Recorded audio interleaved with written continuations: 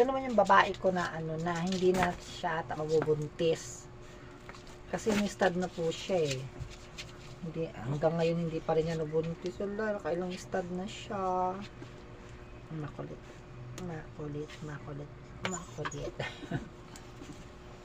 Ligalig na aso. Maligalig si Mona. Ano ka muna? Ayun, oh. Ano muna? Style, ah. Yung kuko mo masakit, eh. Ayun muna, ayun. Mona. Ito po yung aso ko na ano, maligalig. Pag kinakarga, makulit.